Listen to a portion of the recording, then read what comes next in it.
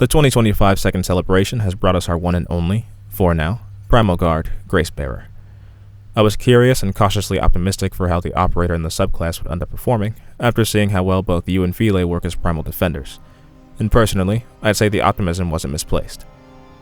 There's some real performance from her kit, and quite a bit of practicality here that I wasn't expecting, so I want to talk about it.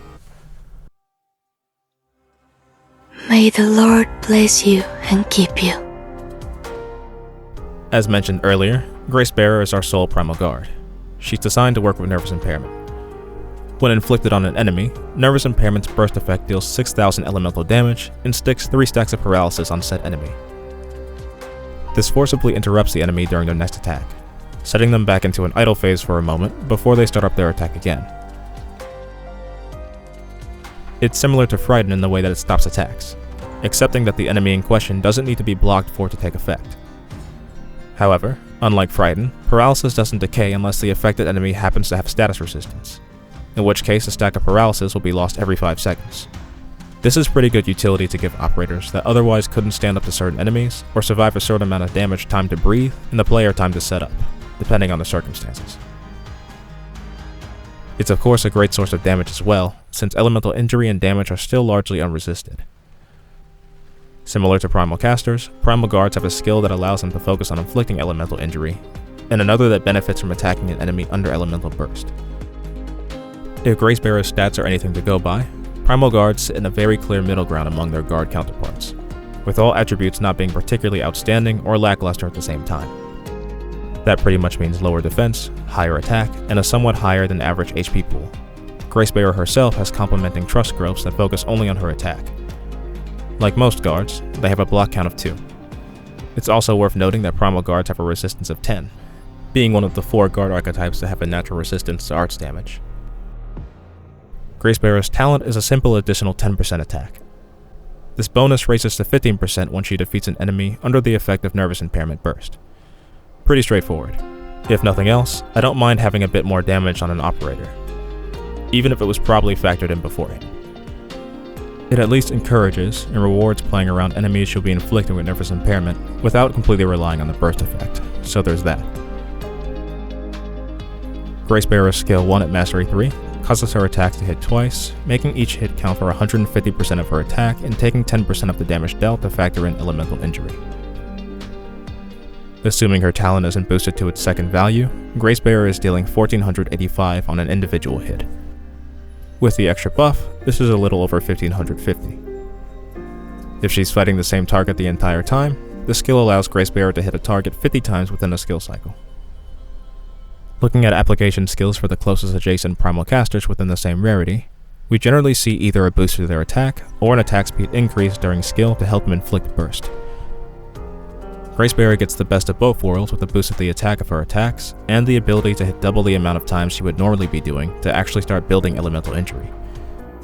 Another important thing is that this skill lasts for an entire 30 seconds versus the 20-second duration you see on most Primal casters. This cascades with the fact that higher defense on enemies is easier to overcome when compared to resistance due to the way damage is calculated between arts and physical.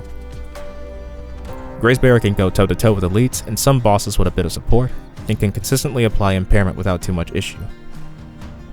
If there isn't damage reduction in play, and she isn't getting any buffs, she can apply burst to normal and elites up to 1250 defense and 36 hits in a skill cycle for access to an easy 6000 damage. For bosses, this threshold is 1050 and 46 hits. With buffing behind her, say Warfare and Skill 2, she does much more than enough damage to hit the necessary elemental threshold and easily puts targets down, sometimes being able to apply a second time for more damage and a refresh on paralysis. Skill 2 at Mastery 3 deals 250% of Gracebearer's attack as physical damage 3 times up to 6 surrounding ground enemies. If the target hit happens to be under Nervous Impairment Burst, this damage is elemental. It stores 2 charges. This is pretty strong for Gracebearer's position. The only thing that currently holds it back is that she only has one other operator in the game to do the job of application for her in Thorns. He is good at it though, so you can still see the skill work in its stronger form to some degree with a bit of effort. This won't be true for too long in the global server anyway, with the not too far away release of Tragodia.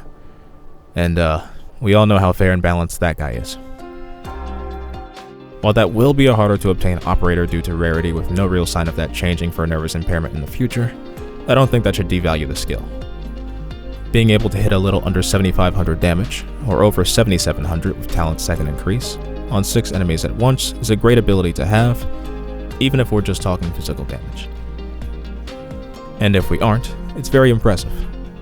Dealing with basically true damage in the way Gracebearer can to any enemy you can manage to stick burst onto is just good. Aside from damage potential, the cycling on skill 2 is incredibly practical, giving you this burst of damage every 15 seconds. On top of that, being able to hold charges just makes the skill even more useful. If you want, you can just hold on to over 14,000 damage, inflict burst onto an enemy, and casually drop it on their head. The skill is great in my opinion, and it works just fine even if what you're trying to kill isn't under the effect of burst. That's probably my favorite thing about Gracebearer. Even though she's a primal guard with skills that focus on and are affected by the presence of nervous impairment and its burst effect, she functions entirely on her own without needing it to do her fundamental job. For lack of a better way to explain it, she feels like a guard first and a primal guard second. It makes it feel rather rewarding to benefit from things like the second effect of her skill 2, or her talent, rather than what feels like punishment when using operators like Diamante, at least in my opinion. Not to mention that nervous impairment's burst often provides her needed breathing room to keep her working on her own. You have good damage, standard lane holding ability, and the serviceable amount of survivability, all where they should be. Masteries for Gracebearer skills feel similar in terms of what you're getting for them.